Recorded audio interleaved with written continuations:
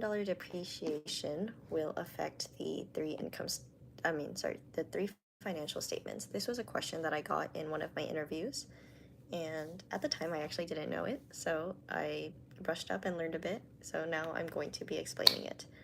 So first of all, um, the question is, how does the $10 depreciation reflect in the three financial statements, right? So first of all, I guess I want to talk about what depreciation is, um, because I'm trying to explain it in a way that I would understand it myself. So depreciation is a non-cash expense.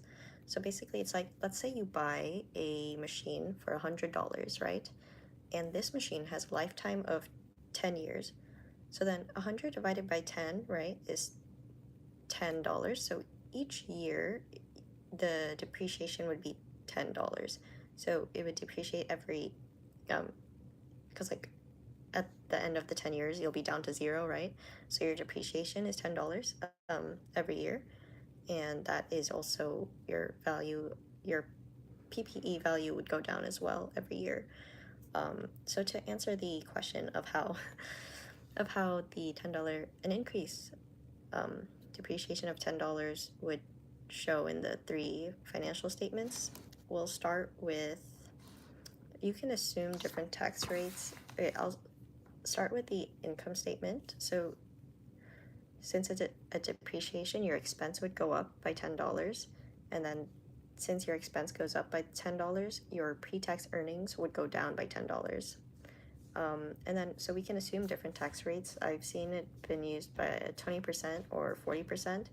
So let's assume 20% first. I'll walk through 40% later on, but let's assume a tax rate of 20%. Your tax saving would be $2 because 20% of your $10 is $2.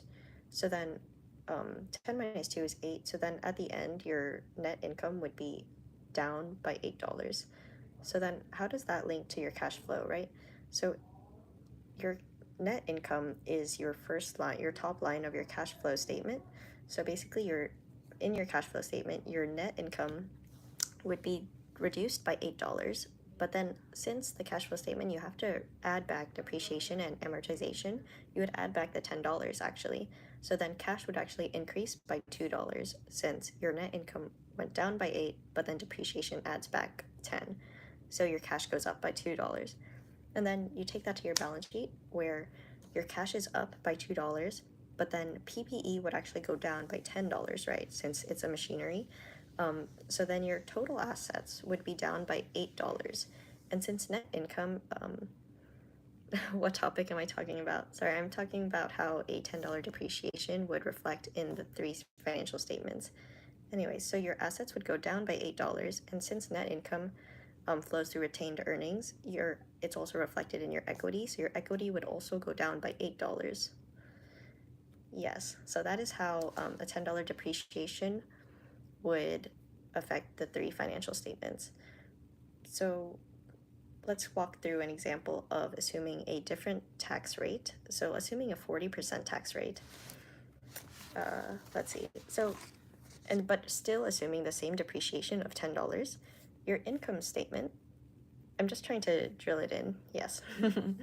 So you start with your income statement and your expense would go up by $10, and then your pre-tax earnings would go down by $10. So the difference here with the different assumption of the tax is your difference in tax savings. So last time, since it was 2%, your tax saving would be $2, but now that we're assuming a tax rate of 40%, we would be having a tax saving of $4. So then that would also change your net income, since 10 minus 4 is 6, so it's no longer 8. So your net income would go down by $6, and then we take that to the cash flow statement as the top line, and your net income is down by $6, but you still add back your depreciation of $10. So -6 plus 10, you'd still be up by $4. So your cash actually increases by $4. And then you take that to your balance sheet. So your cash is up by $4, but then PPE is still down by $10. So up 4, down 10, is a -6, right? So your assets are down by $6. And then again, your net income flows through your retained earnings and reflects through your equity, and your equity is also down by $6. So those are a few examples of how a $10 depreciation would flow through the three statements, assuming different tax rates. We can also do the same. I can walk through another example. So the exact question that I got in my interview was actually a depreciation of $20. So we can walk through that. This is a blank sheet, but I will be going through it. So a depreciation of $20, right? It's essentially the same thing. So we can start with the income statement. Your expenses would go up by $20. Expenses up by $20, right? So when your expense goes up by $20, your pre-tax earnings would go down by $20. So now we look at tax. Let's assume a tax rate of 20%. Okay, so we would take our $20 and then get 20% of the $20. Now, does anyone know what that is? That's 4. Okay, so that is $4. That is your $4 saving. So then your net income is down by $16.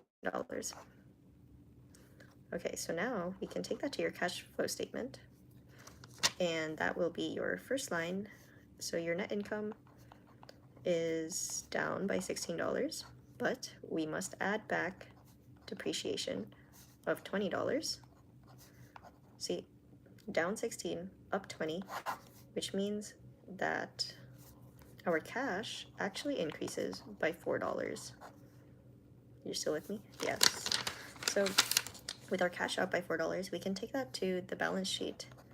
So the balance sheet, we start with our cash being up by $4. It's quite messy, but I hope you guys are following along. The cash is up by $4, but then PPE would go down by our depreciation amount of $20. So our total assets would decrease by, so up 4 minus 20 is $16. And that would also reflect in equity. So equity would also decrease by $16. And that is how you walk through that question. Yes, thank you for joining my live. I will be back to answer